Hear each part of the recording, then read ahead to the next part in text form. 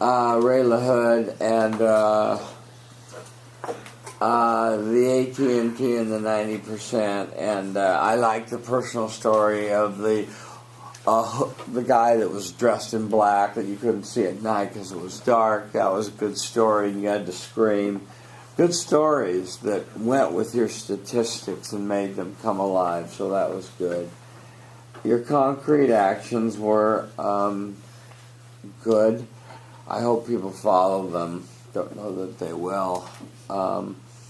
Summary, conclusion, and tie back. I thought you were going to go over time, but you didn't, so you got it in within time.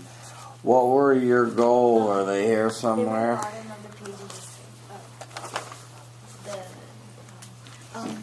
Here they are, somewhere. Okay. Take 3 steps with more purpose. Follow the sticky principles and be confident. What was unexpected?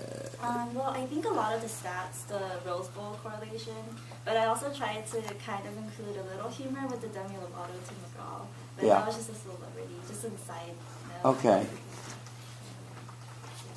Okay, and do you feel you were concrete and not too abstract in most cases? Yes, I think the topic itself is more concrete. It's something that you can really do. So I think that worked out well. I think just the last part, the confidence, I still could feel my hand shaking, so that's still something I need to. Okay, well, with practice, that will go away, so just fake the confidence till you get it, but you did a nice job today. Thank you.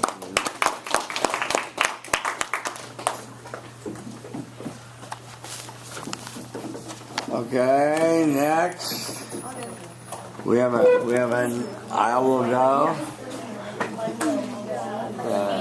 So you're finally ready, huh?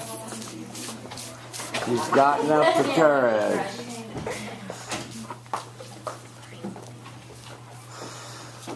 I should check my list to make sure no one's slipping through. Isabel. Hi, I'm Isabel. Oh, wait. Wait, Isabel. Oh, what happened? All technical difficulty. Okay. She's writing. Okay. The best remedy for those who are afraid, lonely, or unhappy is to go outside. Somewhere where you can be quiet and alone with the heavens and nature. Anne Frank.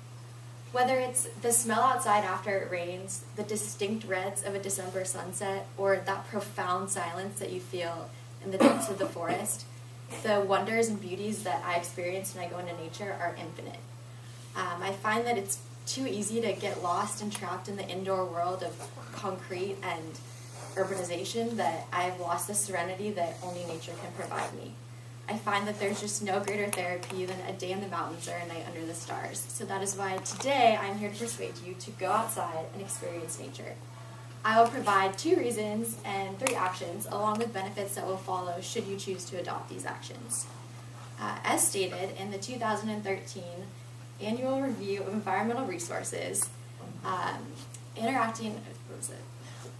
interactions that we have with nature guide who we are and how we think, thus impacting our core well-being.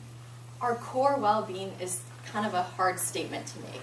The fact that just going outside can have such a huge impact on our social, mental, and physical well-being blows my mind.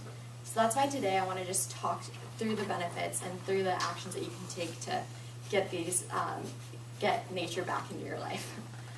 The first reason that I want to persuade you to go outside and experience nature comes from my own personal experience last year of detaching from nature and the effect that that had on me. I don't know if anybody else has experienced this, but last year, my freshman year, I was sick literally all of the time. I found like 3 a.m. coughing fits, mountains of tissues, constant antibiotics had become a part of my identity almost. As I went to ASH for probably the 100th time, I was told something very strange. Instead of getting like a diagnosis or another medication, I was told, your body just really doesn't like the air here. Let's just like reflect on this for a second. UCLA, a worldly renowned medical facility, was telling me my body didn't like the air here. That was the best they could give me. I just couldn't fathom this as true. That was until I went home, and I realized maybe this doctor was onto something. I hadn't been home all quarter, and I found that when I stepped off the plane in Seattle, the crisp and like purity of the air, just immediately I could feel like I could breathe easy again in a way I hadn't been able to for months. After just being home for 24 hours, my cold symptoms were gone, and I felt just so much better than I had since starting school. The first day home, I went on a hike in the Grand Forest, which is a 240-acre forest that kind of is pretty much the entire island and happens to be like attached to my backyard. And during this hike, I just felt myself relieved of stress, felt my mood lift, and I was finally freed from that negativity that finals had trapped me in. I was just truly amazed that just going out and experiencing nature had done more for me than any cold remedy had thus far. I feel really inspired to tell you these benefits that I have received from going out and experiencing nature because it's so easy to do. I find that our world is becoming increasingly urbanized and concrete, and I'm fearful that I'll watch the beauty of the natural world disappear right before my eyes. So I think it's really important that we just take the time to go and experience these things while they're still here. Plain and simple, our bodies need the outdoors. We crave fresh air and open sky even if you don't fully realize it, so don't deny yourself this simple and special human necessity. The second reason that I would like to provide you with going out and experiencing nature comes from a study done in the International Journal of Environmental Resources and Public Health, published in 2013, which states, interactions with nature can increase self-esteem, mood, reduce anger and stress, along with having general benefits on your psychological and mental well-being. In addition, these interactions can improve your cognitive functions, such as academic performance and your ability to do mentally challenging tasks. I was absolutely blown away when I started this about how much research is out there about the benefits of nature. I'd always just thought like I kind of liked it. I was like a tree lover or something, but reading these scientific studies, I realized that this is actually something that a lot of people care about and a lot of people have been inspired to go and study. I kind of have a story to go along with this, which happened actually as I was writing the speech, one of those terrifying 12-hour study grinds where you just feel yourself actually losing your mind. And I was so stuck, so frustrated, I was uninspired, not motivated, honestly could not think of anything to write. So I just decided to go take a walk outside. And just like, as soon as I stepped outside, that crisp December air just like immediately woke me up, kind of like got my senses moving. I just kind of walked around like Sunken Gardens, like that general area, and I let my mind wander away from finals for a couple minutes. I thought about like Christmas and how excited I was to go home, and just letting myself kind of take this 20 minutes outside in the fresh air really, really just brought me back to the place I needed to be in to do good work. When I went back into the library, I found that my stress had gone down, I felt much more positive, and I had gained the inspiration I needed to finish the paper, namely this story. So I feel really just like inspired and passionate about all of this because nature is all-inclusive. It doesn't discriminate against anyone, and it's all around us. It's free, it's here, and it's just like waiting for you to take advantage of it. Now I want to offer you three actions that you can take to go out and experience nature. The first is to just simply look around you and open your eyes to all of the natural beauties that Los Angeles holds. I know it feels like we're in a really concrete place, but whether it's just the UCLA Botanical Gardens or an adventurous hike in Malibu, these adventures are all around us. The second action that you can take is to literally take a walk off the beaten path. This means that don't just walk to class and walk to the hill, but rather walk for the pure joy of walking. My friends and I live in a sorority house, and we discovered this little park about a mile away from the house, and we found that just walking the mile there and then walking along the trails and the ponds of the park really was a great stress relief and a good time to reflect just with yourself and nature. And the third action you can take is to, when you're engaging in study breaks or extracurricular activities, instead of resorting to material relief or technology, just go outside, take a walk, go sit and just ponder with your thoughts.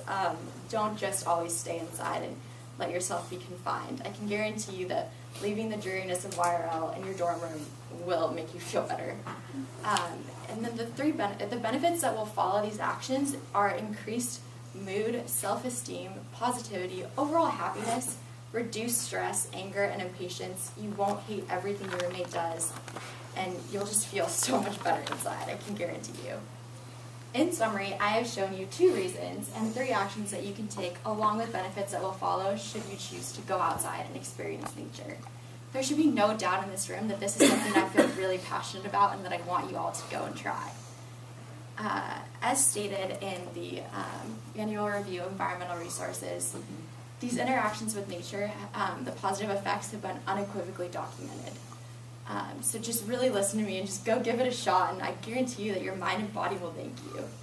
Albert Einstein once said, "Look deep into nature and you will understand everything better." So whether it's the wise sentiment of a young Anne Frank or this keen insight of the genius Einstein, there's really no doubt that the benefits of going out and experiencing the outdoors are just huge. There's truly just no greater elixir than the breathing in fresh air. So just go outside and see what nature holds for you. Your adventure awaits. Thank you. Thank you. 8:28. Thank you for respectfully waiting outside. Where are we? We're here. We're here because we're here. Yes, please. You must be cold. I like your speech. I do believe. I'm sorry. I do believe that nature is like a stress reliever. I actually have personal stories of myself of like how I just went out and like gathered my thoughts and just felt so much better. So I felt like you had great evidence to prove it, and I was convinced. Good. Thank you. Improvement? Hi everybody, I'm Thomas. Hi, Thomas. I really liked your speech as well, and I thought that your examples were really relevant. If I had to offer improvement, I would say maybe next time move with more purpose for like each of the 3 main things, like your first reason, second reason, and then the actions. Because I felt like you just kind of moved a lot, which I mean it didn't really distract from your message, but that's just an improvement. Okay, good. This was a good speech. It was a little long. I think you could have pulled it back with some of your personal stories. I like the story of the first story of the doctor saying, you know, LA air doesn't agree with you kind of thing, and you feeling better getting back to Seattle, I guess it was, or whatever. So that was a pretty good personal story that started out the speech. I was surprised that you found this research, and I suppose you were too, that connected great benefits in study habits and self-esteem and feelings of well-being and everything else with being in nature and that sort of thing. And anyone that's taken a hike or spent any time at Big Sur or at the beach or anywhere will know of this kind of effect, or has really done any kind of short meditation, really can attest to this. I think that your concrete actions were fine. They could have just been shortened up a little bit. They were a little bit long. Your summary was fine. Your conclusion and tie back. I like your Einstein and Anne Frank thing. You said move 3 times with purpose. That obviously didn't happen. And use more vocal variety and include more audience. Include the entire audience throughout with effective eye contact. How'd that go? The eye contact was better. The movement, I think, I don't know if I was really cold. I just felt the need to move. Yeah, but it was a very sincere speech, and it seemed to be something that was really a part of you that you shared, and that was good. Thank you.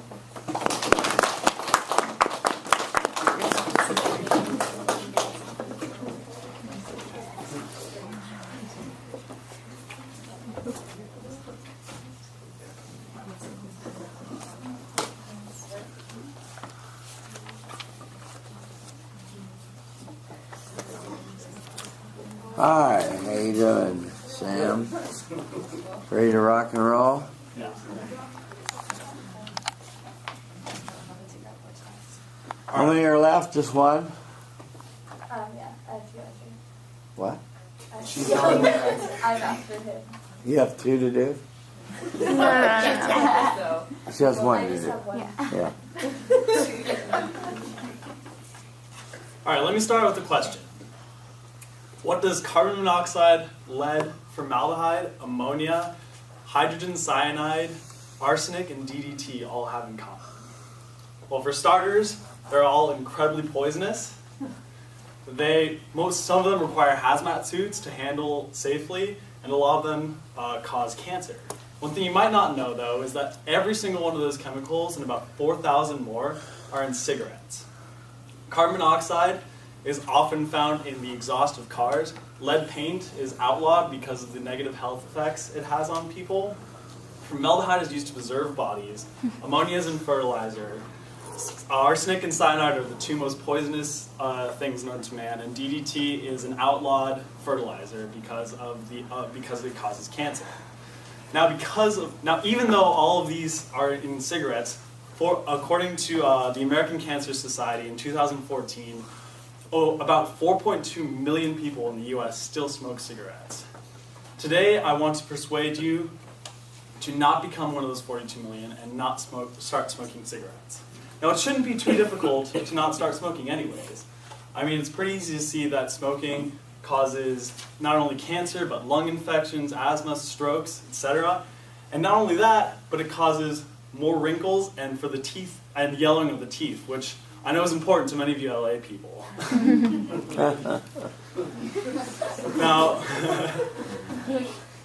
Now, my first reason why you shouldn't start smoking cigarettes is obviously because of the terrible health implications. According to the American Lung Association, there were 393,000 deaths caused by cigarette smoking alone in the U.S. last year. Now, to put that in perspective, that is 5 times the amount of people who were killed in the Hiroshima nuclear explosion. That's 5 nuclear bombs per year killed by cigarette smoking. Now, this is because it doesn't only harm your lungs, but cigarettes are harmful to every other organ in your body. They cause pulmonary heart disease, lung cancer, and stroke, things like that. Now, I am very passionate about this subject because I saw the negative effects of cigarette smoking firsthand. My grandmother smoked cigarettes from age 20 to 25, only 5 years after quitting, before quitting, which was amazing that she quit at the time because it was the 1950s and people didn't know the negative side effects of cigarettes. Unfortunately, just those 5 years caught up to her about age 70 when she developed lung cancer. Now, I saw her lose all of her hair, become frail and weak, become reduced to a wheelchair, and completely lose her voice. One thing that I remember the most is when we would sit around the table at dinner time. She would always have to have a towel on her lap because anytime she ingested anything liquid, it wouldn't go down her closed up throat and it would come out her nose and all over her lap. After a 2-year, incredibly painful and hard to watch struggle with lung cancer, she died. And now because of cigarettes, I don't have a grandmother anymore. If that's what 5 years of smoking does, think about what a lifetime will do to you. Now, my second reason that I think you should not start smoking cigarettes is because I see way too many beautiful faces out here right now. Other than just health effects, smoking seriously affects how you look. Now, why should you care about this? Well, in 2009, the American Psychological Association published a research study that stated that attractive people tend to make a higher income. Now, who all came to UCLA to get a good job with a good amount of money being paid? Raise your hand. I would imagine. Now, smoking may even completely restrict your ability to get a job. Nowadays, a lot of companies refuse to hire smokers even. And then on top of that, even if you do get a job, it will cost you about $5,000 a year to smoke on average. Apart from, now even though cigarettes companies still make you think that the act of smoking a cigarette looks good. The side effects from that are even worse. A 2001 study from the American Academy of Pediatrics said that smoking increases belly fat. A 2001 Technical University of Munich study says that smoking causes more frequent and longer outbreaks of acne. And a 2005 University of Buffalo study stated that male smokers tend to have mutated sperm. So if you somehow manage to not get terrible acne and be fat while smoking, your kids might not be as lucky. So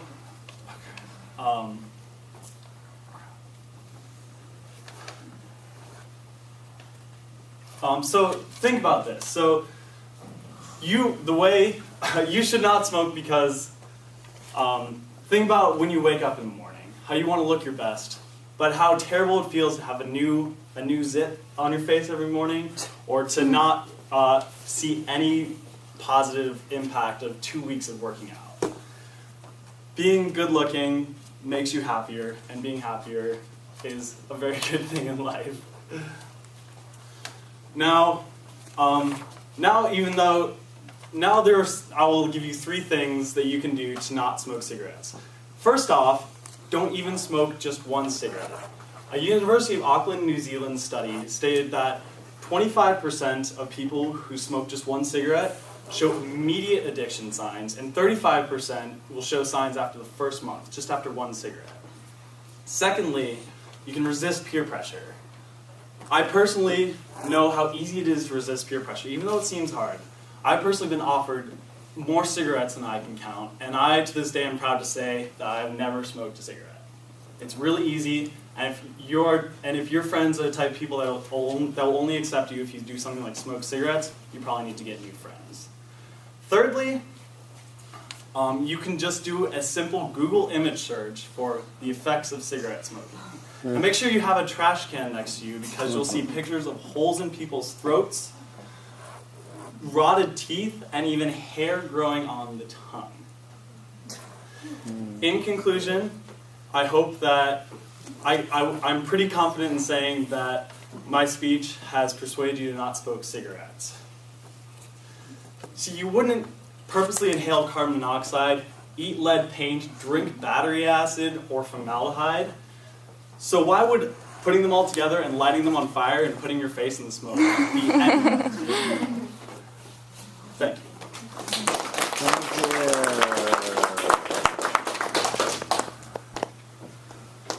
Let me get your time. 7:56. 7:56. Okay, where are we? Yes, please. Hi, Julia. Hi, Julia. I liked how, I guess I like your anecdote about your grandmother, because we don't think that 5 years, usually when people have lung cancer, it's longer than that. Yeah. But I like how there was balance in the sense that you talked about like life or death, but then also physical appearance. That's really, really important, unfortunately. So I like how you just both of those. And then also I liked how you talked about how you've been offered smoking cigarettes, and it's really true. Like, just the parties and everything, you see people just like smoke one and they go back inside and like drink more, and if they just do it in passing, when it's not serious, but over time, it's big issues. Good. Improvement? I'm very shabby. Hi, Shabby. So I think for improvement, I really like the speech topic, and I think that it was something that I had almost forgotten about with like the prevalence of like social media and texting while driving and like all these other issues that kind of come up. Like we tend to forget about the like really basic ones. And I'd say, I guess, just for improvement, just practice more. I feel like sometimes you got a little caught up into like what you were trying to like say in your mind, and it didn't quite come out, and so that's when you got like a little stuck and a little lost. So just practice a little more, and then I'm sure it'll even out. Okay, hey, let me take a survey. How many people in here smoke? Okay, so you were only talking to the people that you didn't want to smoke even one or to start, so that was good. I didn't think many people here at UCLA, they're too smart to smoke. So that's the first thing, that you had kind of a captive audience, if you know what I mean. But I like your casual, even one, and I like your comment that people will grab one to be cool at a party and stuff. Yeah. Your beginning was a little long. That's where you lost quite a bit of time of the grossness of the chemicals in a cigarette. So be it. They are gross. Yes, you made your case. You dramatized your statistics well with the deaths at Hiroshima. Well done there.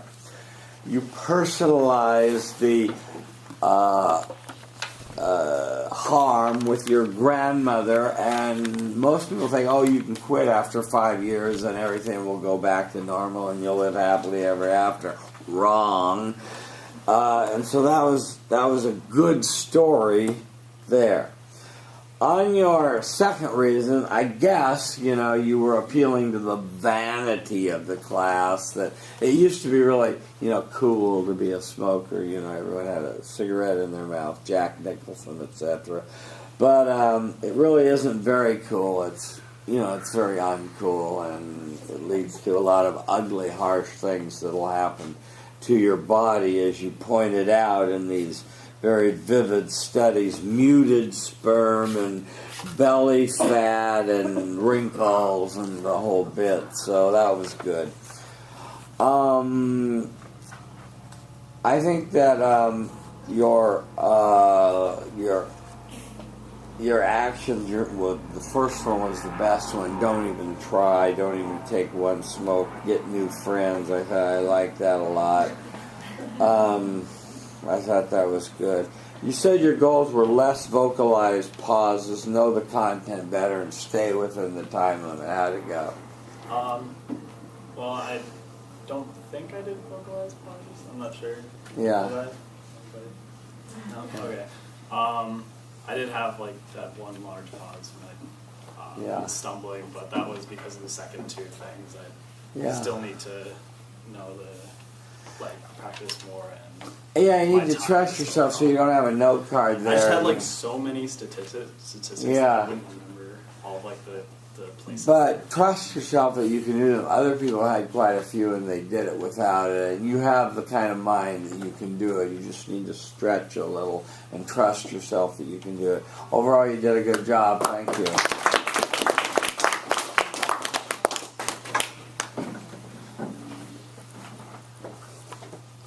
Okay, last but not least.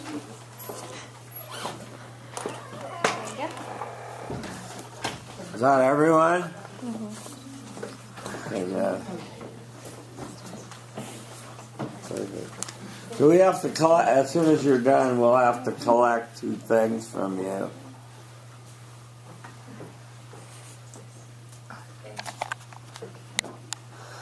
Yeah, perfect.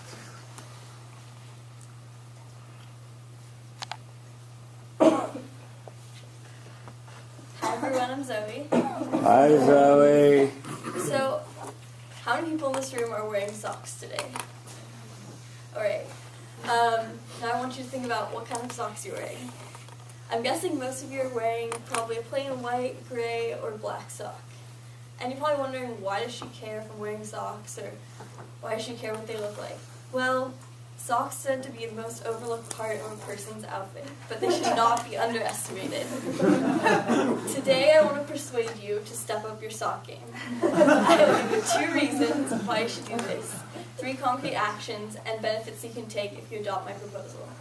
So, by step up your sock game, I mean go buy funky socks. These socks can have a holiday theme, they can have your favorite animal on them, or they could just be a simple geometric design if you don't want to get crazy or anything. By wearing funky socks, you will only make your life more exciting and fun. So, the first reason I want you to step up your sock game is that you'll spice up your outfit, even when you feel like being lazy. So I know you may make an effort to get enough sleep or wake up without an alarm, but there are those mornings for 8 a.m. when you roll into bed, you're exhausted, and you don't feel like putting together a sophisticated outfit. Funky socks are the perfect solution for this. In a 2013 New York Times article, Joey Dunn, a 24-year-old Facebook designer, said, "I can wear sweats and a hoodie, but have these really cool socks on, and it can be a rebellion against everything. But since I'm wearing these really cool socks, I pay attention to how I put myself together." So, if you're feeling lazy like Joey, and you just want to have a comfortable outfit on, and you don't want to look like a complete homeless person, or you're going for the I just woke up look, and you still want to look semi-put together, you can add funky socks to your outfit, and it'll look like you put something into your outfit. So, my second reason that I want you to step up your sock game is that it'll boost up your stamina after a long, hard week. So, recently, in the past few years, there's been a new trend at Wall Street where these big business executives and all their employees are wearing funky socks every Friday with their suits. And this trend has gone to a movement that even has a huge social media following. And there's a hashtag on Instagram with over 1,000 posts of people wearing their Friday socks.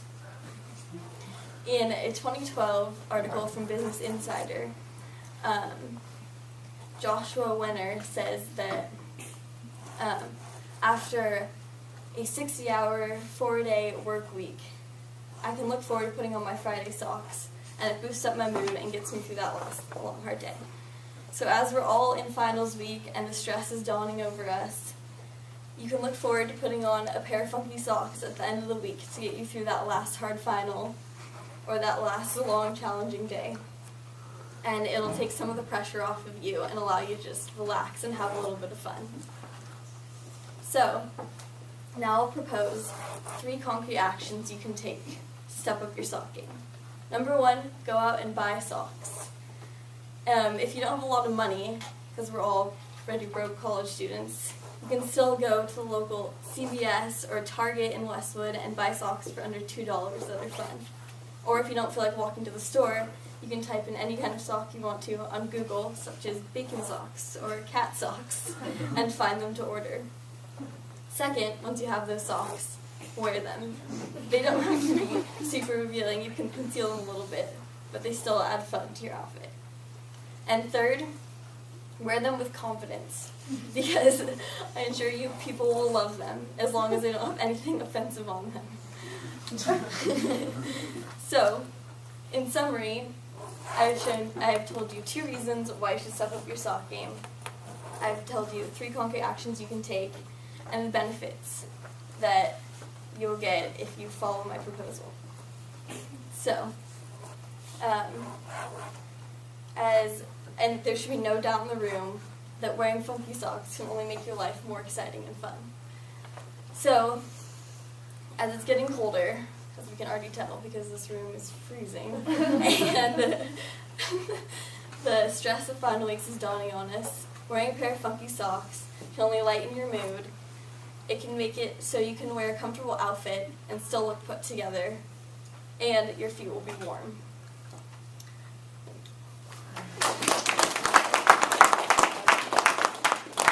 513.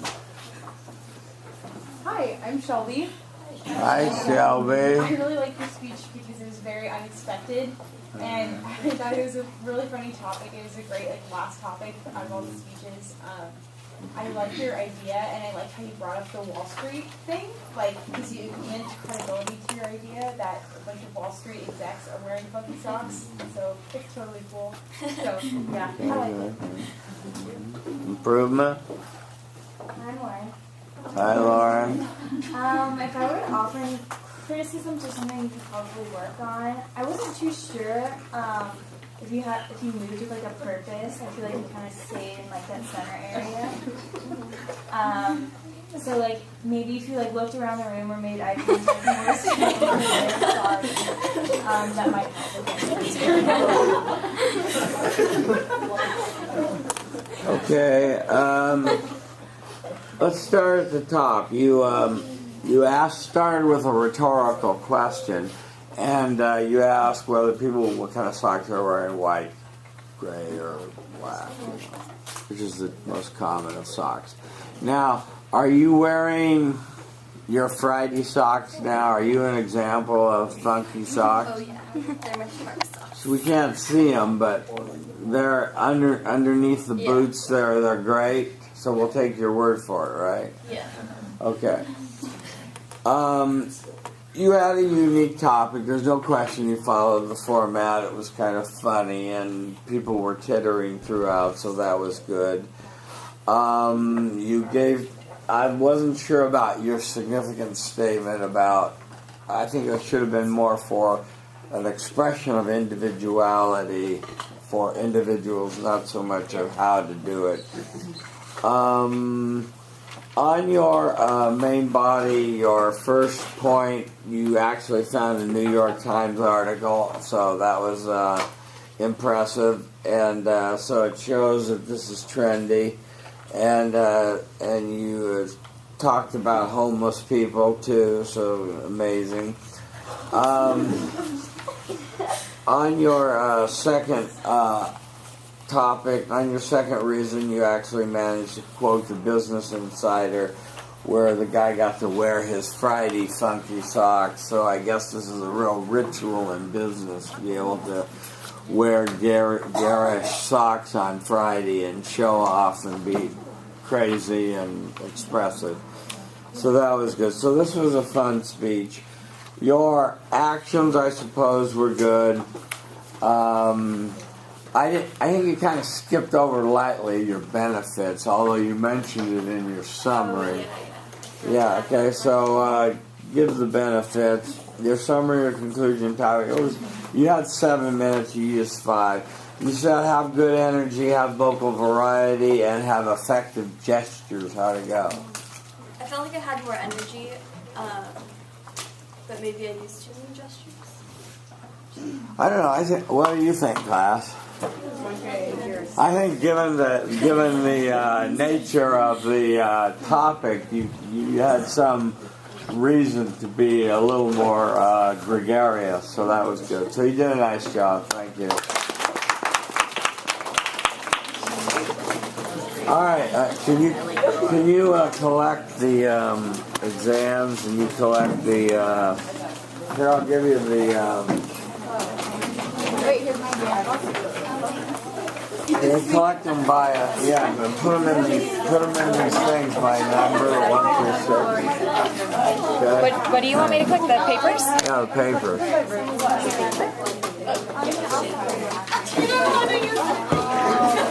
Thank you. Paper over here. I realized I didn't turn in my persuasion worksheet. Should I turn this into, or can I just keep it? Or so I can You didn't turn in a 5 persuasion worksheet? Oh, I turned in my goal sheet and I turned in the actual paper I wrote, but I didn't turn in this worksheet. Oh, that's okay. Yeah.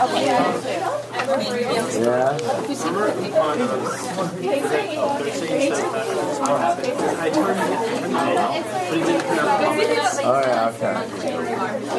I'll put it with you. Two questions.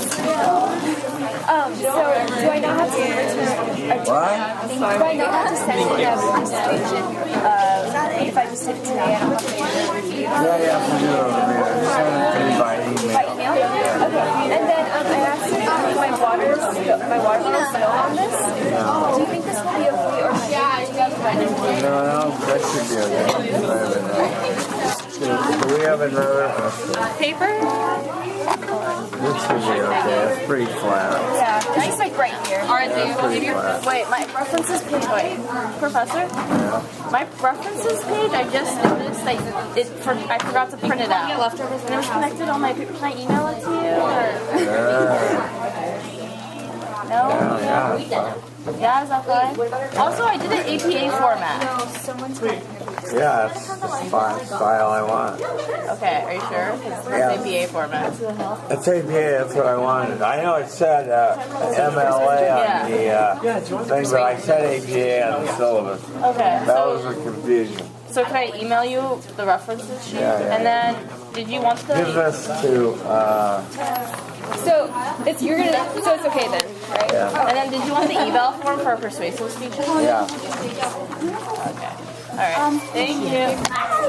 Bye. Papers, there we go.